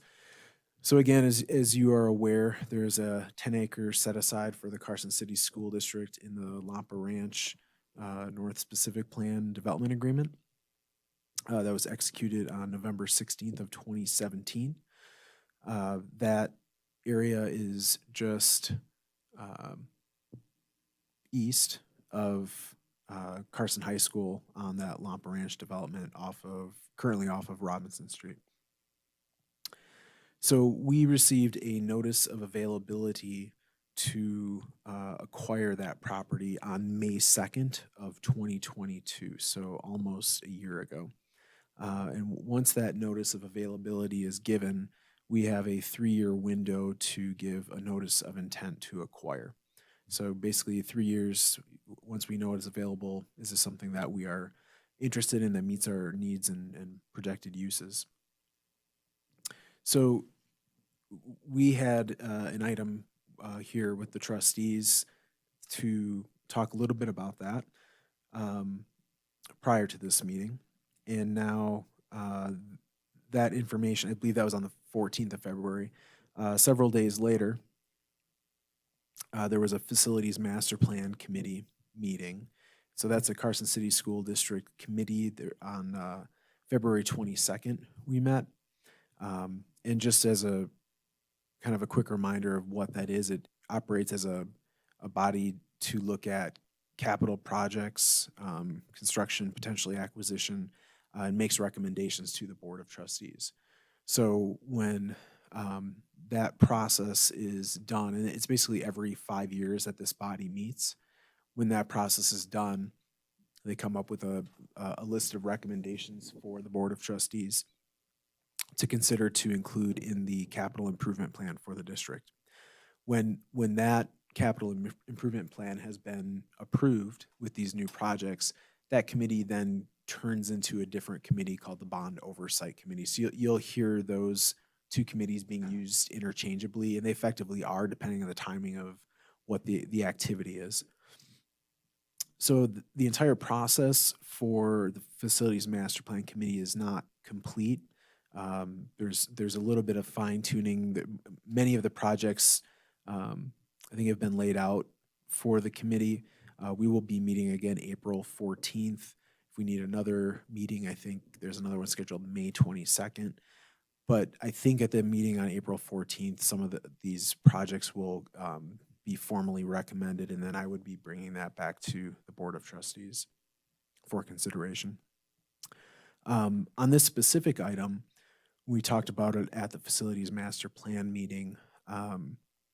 While the formal larger recommendation of the laundry list of capital projects has not been done, this one received some special attention, and there's effectively consensus as a recommendation to move forward and have a recommendation to the board. I say a recommendation to the board to consider moving forward with an intent to acquire the property. So that would take formal board action, and we're just in discussion this evening. But if action were taken, that would authorize me, I guess, to give a letter of notification of intent to acquire to the developer. And as we work through that document, I think we brought this up last time, the way it is written, the maximum price on that would be $150,000 for the school district for that 10 acres. And so I don't, Mr. Russell, is there a couple things that you might want to add? So this agreement, in the list of names that President Crossman read, the school district isn't party to the agreement, and so it's a little bit of a unique situation. They issued their notice of availability. If you take action, and you can't do it tonight, but if you take action to direct us to issue the notice of intent to acquire, it starts a chain of events toward acquisition of the property. First of which is opening of escrow, getting a policy of title insurance, creating the grant bargain and sale deed that would transfer the property to the school district. And once it closes, there are donation fees that are made on each dwelling that they create. They're to pay the school district $1,000 per dwelling. That gets put into escrow at first, and then it'll be collected. And I'll let the money guys tell you about that. But at the end of each year, each fiscal year, the school district contributes the money that they received from the donation on the dwelling units to the developer. And so the purchase price is actually set at $2 million. But they are providing that $1,000 on each dwelling unit to bring the cost down, ideally to $1.85 million, leaving the total out of pocket possible from the school district of $150,000. So the way it works is over a 10-year period, that $1,000 per dwelling unit is paid. At the end of that time, the school district would be required to pay the difference between either the appraised value, we have to get it appraised as of the time of the notice of intent to acquire, or $150,000. So the difference between $2 million and $1.85, or the difference between the appraisal value and $1.85, whichever's less. So the total out of pocket for the school district would be $150,000 for the acquisition of the property. And I think that's all I'd add to what you said. I just have so Ryan, the question I have, and I think is the same thing I asked the last time. I don't understand why we wouldn't be jumping on this right now. And this seems like a fantastic deal. I don't know why we would drag our feet. It's almost like, let's get this on an agenda and let's start moving forward. Thank you, Trustee Watt. I mean, I guess the only thought I have is if the appraisal value comes in less than 2 million, then the amount would be potentially less than 150,000. I don't know Is that, am I understanding you correctly? Because it's either 2 million or if the appraisal value is less than, Yep, so the purchase price, and it's in your packet, but I'll read it to you real quick. In no event will the out-of-pocket cost of CCSD for the school site ever exceed $150,000, or the difference between the appraised value of the school site not to exceed $2 million and 1.85, whichever is less. And so legally, whenever the school is going to acquire or sell real property, there has to be a determination of fair market value based on appraisals and everything else. Because the out-of-pocket to the school in this is going to be so low there, and because we're not party to the agreement, it's built in there that there will be an MAI appraisal done attendant to the issuance of the notice of intent to acquire, and that will define what amount we have to pay. But in no event would it be more than $150,000, which is a fraction of the value. What? And so I think what I would expect to do after this is that either in a meeting coming up in May or June to have this on the agenda as an item to be considered for action to provide that notice of intent to acquire. So I'm happy to take any questions now, but I think that would be kind of the next step going forward. Is there a timeline on development? So say like if we acquire it, do we have a certain timeline to develop or to sell? I don't believe there's any language in there requiring development. Now, what I don't know from the city side if there would be any requirement on that, but not within the agreement itself, there's not. So the development requirements are obviously between the city and the developer. What we are entitled to when the property is transferred to us is the developer has to create the 10-acre parcel and go through the process of mapping and whatever else is required of that. And they're also required to provide access and utilities necessary for the development of our site. So they've got to do some development prior to transferring the property to us. Timeline for developing the actual units, is that what you're talking about? I don't know the answer to that. I know we have 10 years to collect up to $1.85 million, and at the end of that, the most we have to pay is $150,000. I thought maybe Molly's question was, is there a time frame that we have to utilize? No, it was their development? Okay.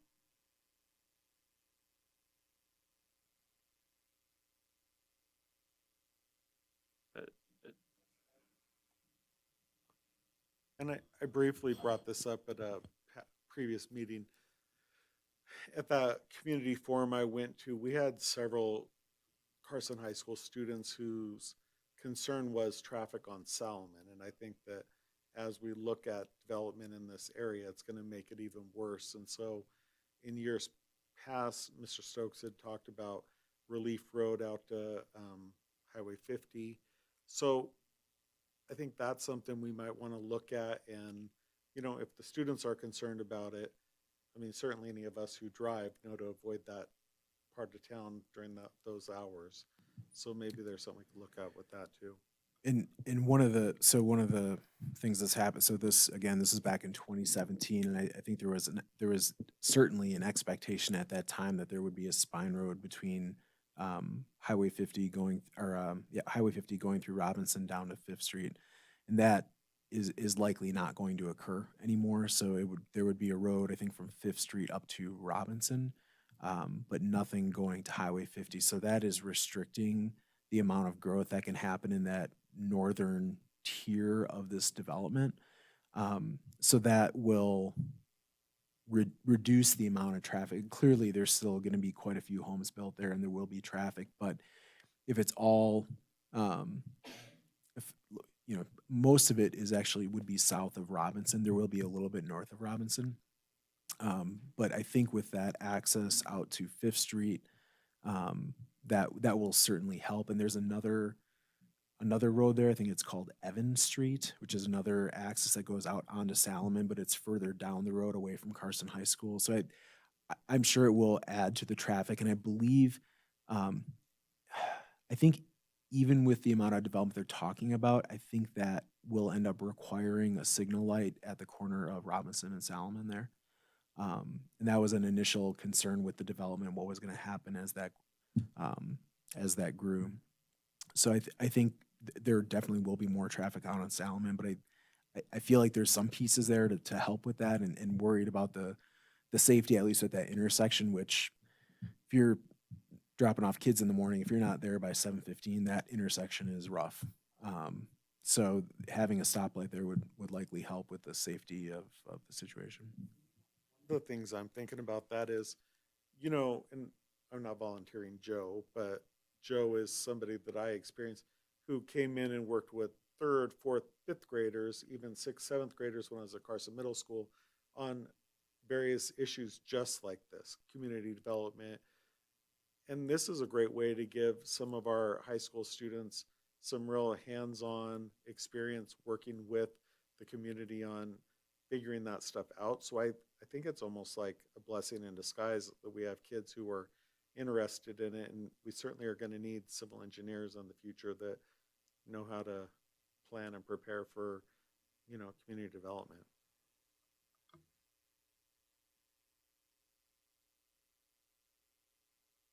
I don't really have a question, but I know we're not making a decision tonight, but I would support putting it on a future agenda item. So I think we'll see you again. I'll be back. Let's go ahead to agenda item 11, presentation and discussion on the tentative budget for the Carson City School District for fiscal year 2023 to 2024. Mr. Spencer Winward.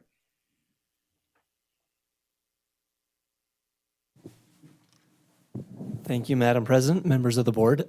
May I predict that you will see me again as well on this agenda item?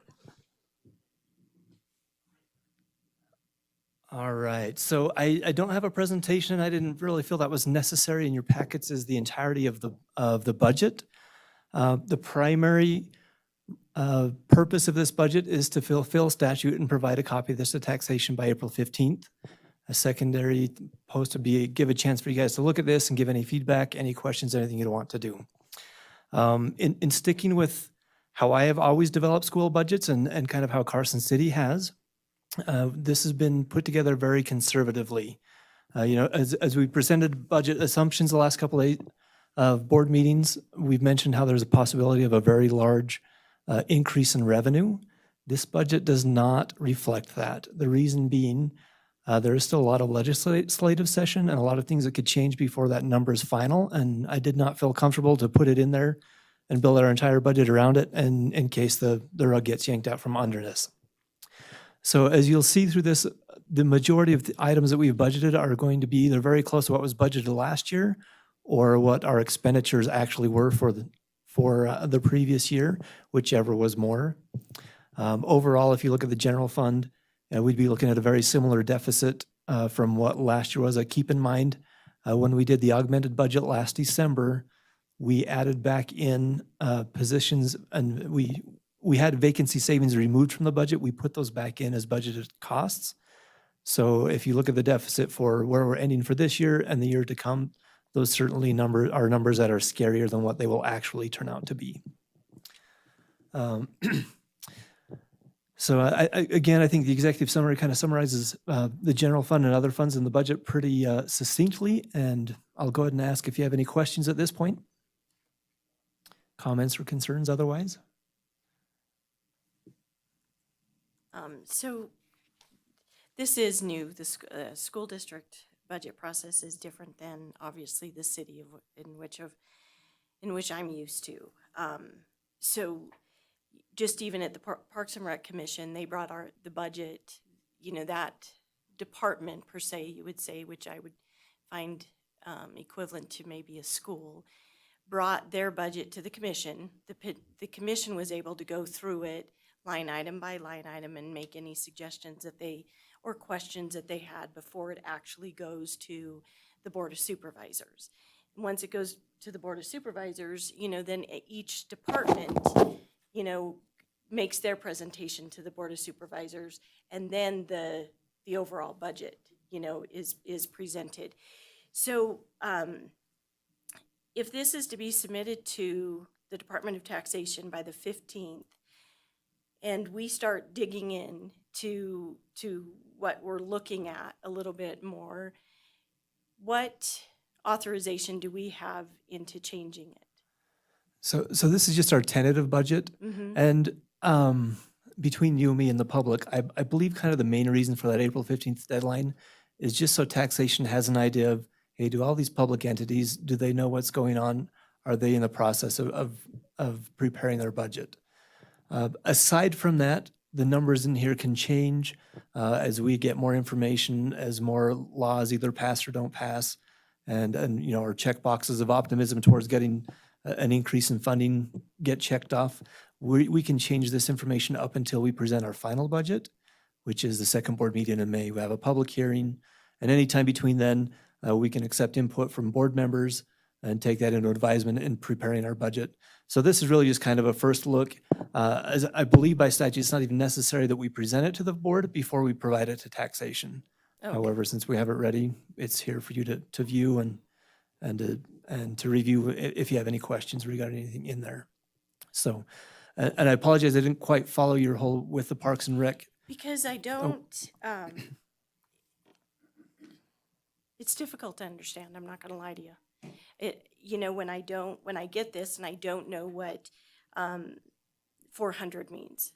You know, I mean, I understand 100 means that if it's 100, it's the general fund. You know, if something is, you know, 250, it was explained to me that's special education.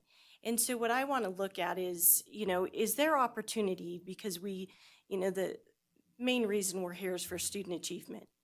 And you're not going to have students achieve unless we get more people employed. You know, we need bus drivers to get them to school. They're not going to achieve if we can't get them to school. We need more paraprofessionals in the classroom because our teachers need that type of support in the classroom. So we need that in the classroom.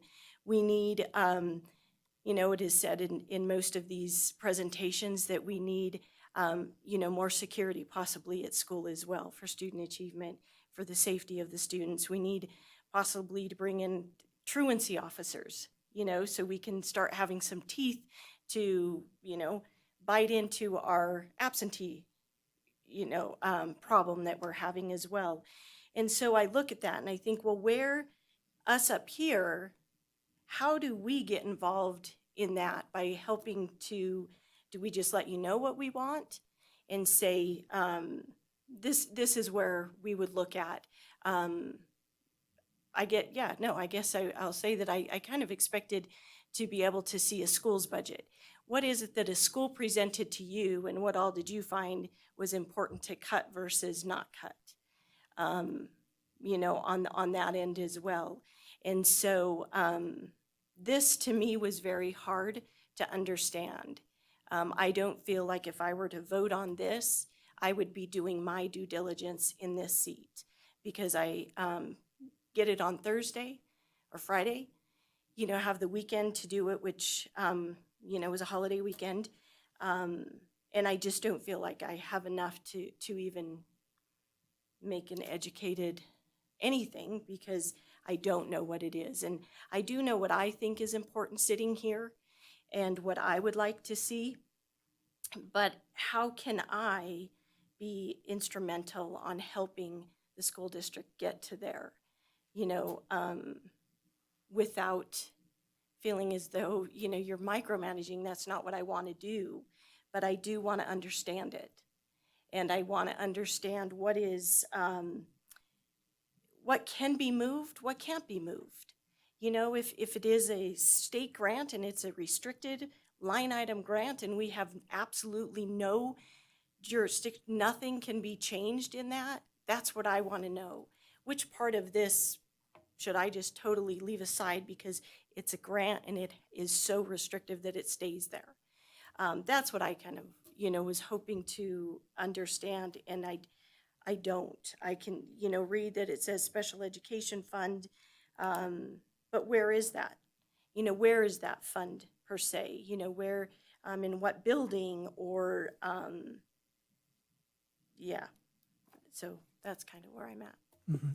We certainly could, provide some opportunities for yourself and any trustee to ask questions. It might be beneficial to spend a little bit of time with the newer trustees on kind of some budgeting 101. And then as far as your question was kind of posed earlier about, where do we see these things and how do we know, as the board, you give us direction saying these are the things we'd like to present, as far as we want to, provide more secure campuses or we want to provide more positions. You give us direction on that and we generate the budget and say, well, this is what we have available. This is what we can do with these funds. We can move these funds here. This is what we'd have. And generally, the premise of budgeting is you're taking a finite resource and applying it to infinite possibilities. And that's generally what we end up bumping up against is, we all would love to do these 20 things, but we can fund about 4 of them. But, I could show you a little bit about where those live in this budget and how to kind of understand more what the expenditures are and where they reside there in relation to how they flow through to the expenditures of the district. That would be great. I'd appreciate it. Because then, then there, just the explanation of what was actually prior, year ending to estimated current to then what is the tentative, just the process of what made, who makes the decision or, and some of them aren't significant enough, to go through, but the questions of why the change, who made the change, what would be the change, why. Yes, yeah. Yeah, so generally it's myself and the superintendent, we take it under advisement, everything that the board would like to do, in addition with directives that we receive from NDE, public input, all of those, and we decide this is how we can best meet those goals with the finances that we have available. And then we take a look at that, we take a look at our historical spending and develop the budget from there. And again, like I say, this is just the first look at it to kind of give you the chance to see it, so you have a chance to see it more than 5 days before you get to vote on it. And then ultimately, like I say, and I apologize, I didn't say this earlier, so the final budget in May is when that would kind of be solidified, but anytime there's a legislative year, we can also do an amended budget 30 days after the close of a session. I would 95% say we're probably going to have an amended budget after the close of the session this year. In which case, if we have different funds available, we can go ahead and budget if there's new money that we did not include in our budget, or if we have less money available than what our budget included, we can reduce those and reduce the expenditures to balance that budget. No problem.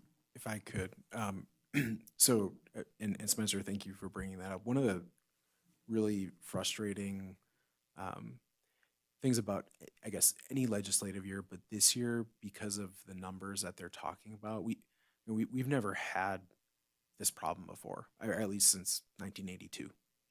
And it's a good problem in that they're talking about putting more money into education. There's additionally some bills out there that are starting to worry me a little bit about what the funding may end up really looking like. And so we're going to get to, Spencer's going to present the original budget here at the end of May, and we likely still won't have those numbers. And then we'll get to 30 days after the session and have another budget. But even then, the timing, I feel like school districts are not really considered in the legislative process or in the state. And the timing of like when our hiring season is and when we need to have things in place. And so we're going to hopefully know this by June, yet effectively the high point of our hiring season is over. So it gets harder and harder to make things happen as we get later. So, not wanting to kind of throw out, here's all the things we'd love to see. And remember, we're still in the middle of negotiations as well. But I think the idea of doing some kind of, budgeting information setup for the board, I think would be helpful. But it's just, it's kind of a strange spot for us to be in. I think of every budget that we've had since I've been here has pretty much been about what are we cutting? I mean, it's been 9 years. of that. So this is just, it's a little unique. And it'd be one thing if it was, well, there's a little bit more. I mean, the numbers they're talking about are really big. So it's kind of hard to still wrap our heads around. And I think a lot of the districts are, one of the most common questions among the superintendents with this process coming to the tentative budget is, what are you doing? Because no one really knows how to attack it through this process. So I definitely understand there's more information that can be shared and with what the hopes are with what we can do with this. But I think this is, just our starting point for right now. And I think, when you get budgets like this, even when you've been on the board for a while, it's a lot of data entry, and if you're not in the know, you're not in the know.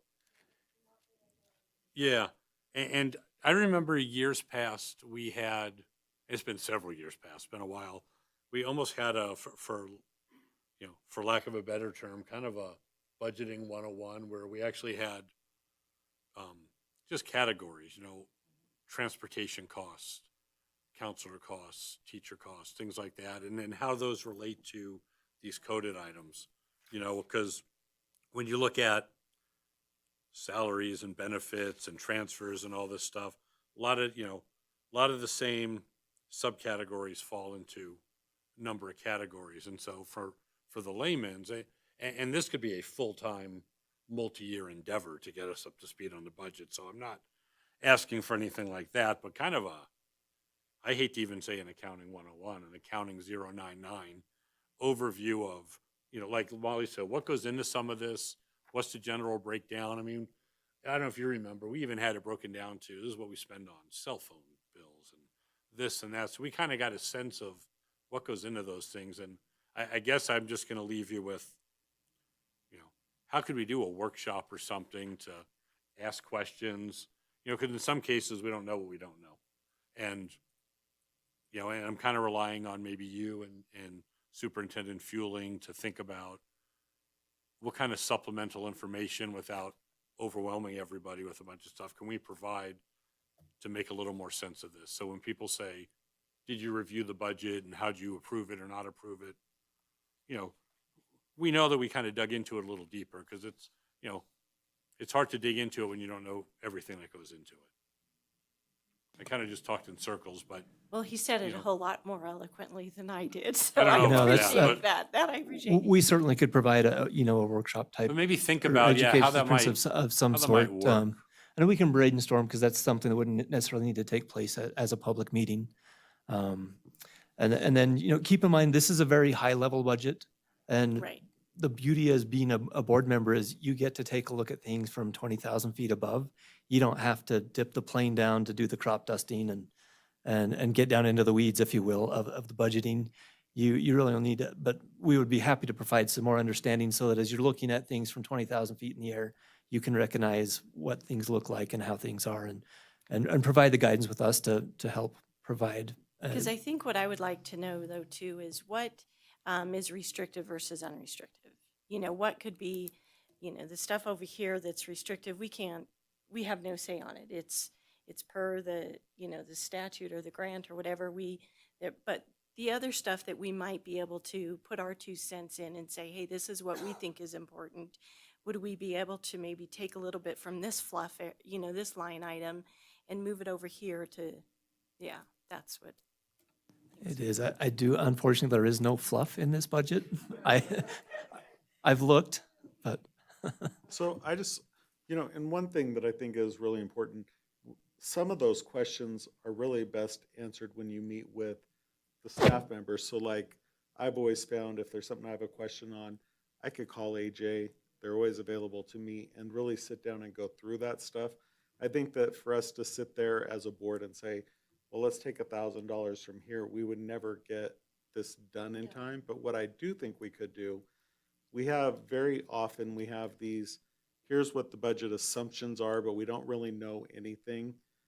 Instead of those conversations, which really just in the years past made everybody anxious, it's more could be a discussion about what are our budget priorities. And so, and as a board, we could kind of direct them, we want a greater emphasis on security. We want, a greater emphasis on attendance. So that's what I'm saying is in all of these meetings where we have, these are the budget assumptions, which we don't know anything, and there's kind of the same slides that we sit through, which I get it, you don't have that information.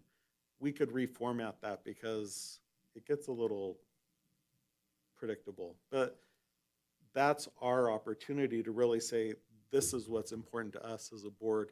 Here's what we want our budget to reflect. And then we review that as a whole. And in this process, it's kind of like a living document where we're always reviewing that. And it's like, okay, we talked about an increase in school security. Where is that represented in this budget?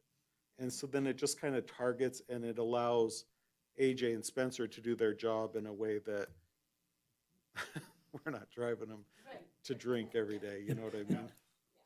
If I may kind of use what would potentially be a real world scenario, is those meetings you talk about, they happen every 2 weeks on a Tuesday evening where you get the chance to guide us and to say, this is what we'd like to see. And we just saw it happen where you as board members said, hey, we would like to pursue this opportunity to procure this land, the Lomper Ranch, 10 acres. So that is exactly what the board is supposed to do. You provide that. Myself and I consult with others here at the district. We say, well, we know those funds are going to come from our capital improvement funds or one of our capital projects funds. Where can we allocate our portion of that to spend that? And then we would move that into the appropriate documents that we need to, our CIP, capital improvement projects document, which then again aligns with our budget.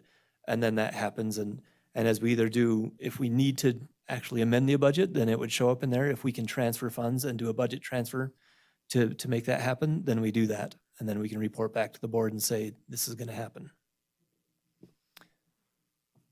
And then just bringing it back to our tentative budget that we have here, I do like that you're taking the conservative approach because I know there's a lot of money being floated out there that they're looking to invest in education, but until we know, we don't know. So I think, and my understanding of this budget is we're pretty much maintaining the same level of staffing with adjustments for the already in place step and column. Is it just step or is it step and column? Step, and is that a fair? Yes, it was this is not a very surgically prepared budget. We'll perform surgery a couple of times over the next month or two as we know more and we know more what's available to us.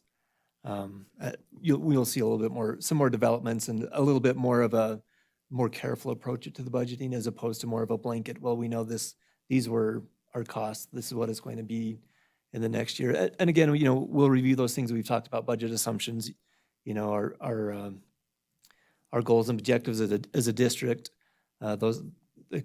community input, those types of things, that we're going to have some inflationary costs that we have to take into account.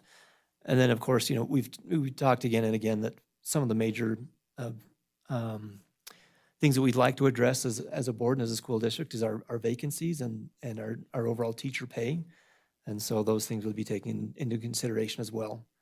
And again, historically, 80-85% of what we spend is on personnel costs, and I would expect the new funds to follow very similarly that 85% pattern, give or take a percent, which is pretty minuscule over the course of all of our budget and all of our funds. So, I'm sorry, did you have a comment there? I was just going to say not just teacher pay, but I think all staff, yeah. I apologize. Just open it up so nobody when I feels say like they're teacher, not, I mean educators, meaning everyone who works for the district and provides support to students. What I was going to say for the new board members, when I first got on the board, because I looked at the packet too, and I thought, I'd done budgets before, but it was different. So what I had the opportunity to do, I made an appointment with Mr. Fueling, who was the budget director at the time, went in, sat down with him, and we went through it, and he kind of led me through it. So I had a lot better understanding of the budget after that. And on this particular tentative budget, if I read this right, the way would be a $4.9 million deficit as it stands now, and that would not include any teacher or any staff raises. And I'm uncomfortable too with the 6.4 ending balance, 6.4% ending balance. I know that'll change. Hopefully we'll get a lot more money. So we don't expect it to stay with that big of a deficit. Is that correct? That is correct. This budget is built out of that 4.9 million deficit in the general fund. And again, that's essentially as if we are still in hold harmless. Because our revenues have stayed stable until we actually know what those are. Which, like I say, our indicators are very optimistic that that won't be the case. But until that's confirmed, I felt this was the best case going forward for the district.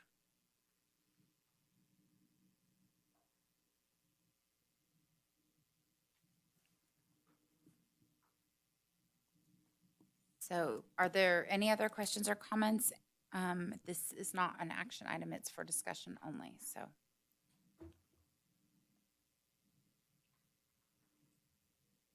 If no one else has any, thank you, Mr. Winward. Thank you all. We will see you again for sure as well.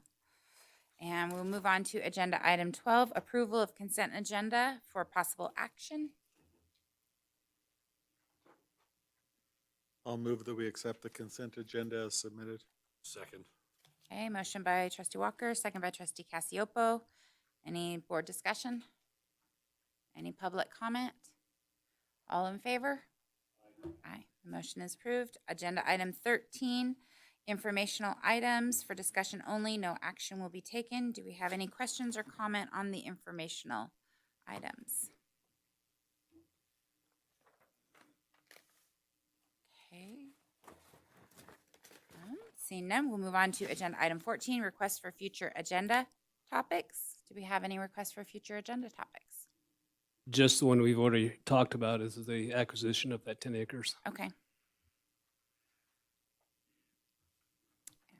And if there are no others, we will move on to agenda item 15, adjournment. Thank you guys for spending the evening with us.